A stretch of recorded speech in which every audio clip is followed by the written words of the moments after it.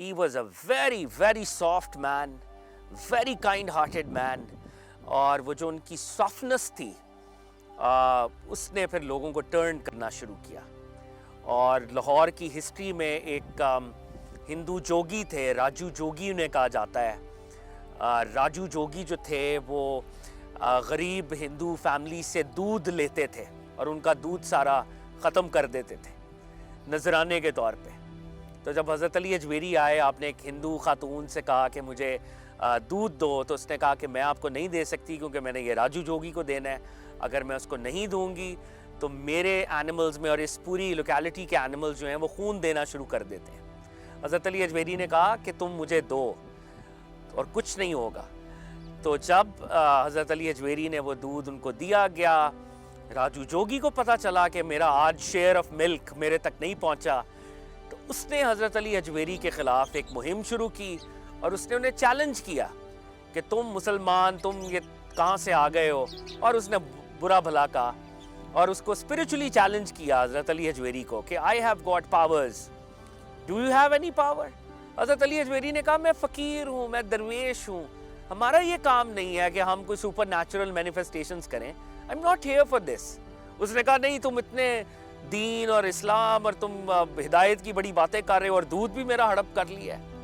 تو لوگ بھی جمع ہو گئے اور اس نے اپنی اسپرچول پاور سو کال دکھائی اور آسمان پہ اڑنا شروع کیا. اور وہ آسمان پہ اڑتا جاتا اور حضرت علی اجویری کا مذاق اڑاتا جاتا. تو حضرت علی اجویری کو اس ٹائم پہ تھوڑا جلال آیا اور آپ نے اپنے نالین کو، اپنے جوتے مبارک کو آسمان کی طرف بلند کیا اور وہ جوتا جو ہے وہ آسمان تک گیا اور اس کو لگا اور اس کو لگاتے لگاتے وہ زمین پہ لے کے آیا. اور وہ شخص راجو جوگی داتا صاحب کے قدموں پہ گرا ہے اور داتا صاحب کے قدموں پہ گر کر اس نے کلمہ طیبہ کا ورد کیا ہے اور وہ اسلام لایا ہے. And he became from Raju Jogi to the first principal student of حضرت علی اجویری، اور ان کو شیخ ہندی کہا جاتا ہے.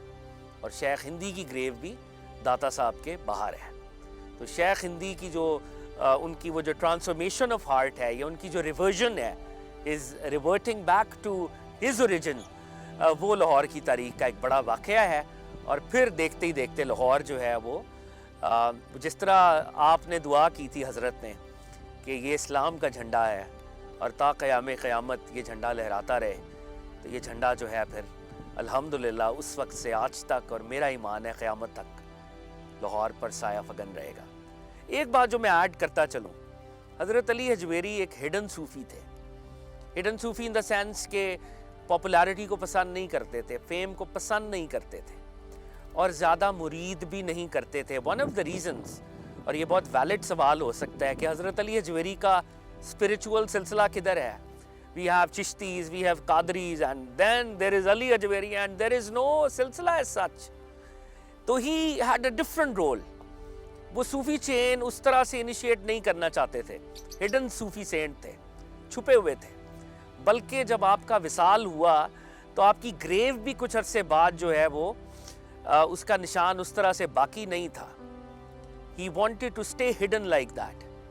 لیکن جب نائب رسول حضرت خواجہ معین الدین چشتی اجمیری کو مدینے سے آقا علیہ الصلوۃ والسلام نے انسٹرکٹ کیا کہ آپ نے انڈیا جانا ہے اور آپ اجمیر جائیں گے، تو جب وہ آ رہے تھے تو انہوں نے لاہور میں اسٹیشن کیا اپنے آپ کو اور یہاں پر 40 دنوں کا قیام کیا ہے، جس کو صوفی جارگن میں ہم چلا کہتے ہیں، عبادت کی ہے. اور انہوں نے حضرت علی اجویری کی قبر کی نشاندہی کی ہے اور یہ کہا ہے گنج بخش فیض عالم مظہر، گنج بخش فیض عالم مظہر نور خدا، ناکسارا پیر کامل کاملارا رہنما. گنج بخش فیض عالم، آپ دنیا میں خزانے بخشتے ہیں، لائٹ بخشتے ہیں. مظہر نور خدا، آپ خدا کی لائٹ اور خدا کی گائیڈنس کی مینیفیسٹیشن ہے. ناقصارہ پیر کامل، جو ناقص ہیں، جو ادنا ہیں، ان کے لیے آپ پرفیکٹ ٹیچر ہیں.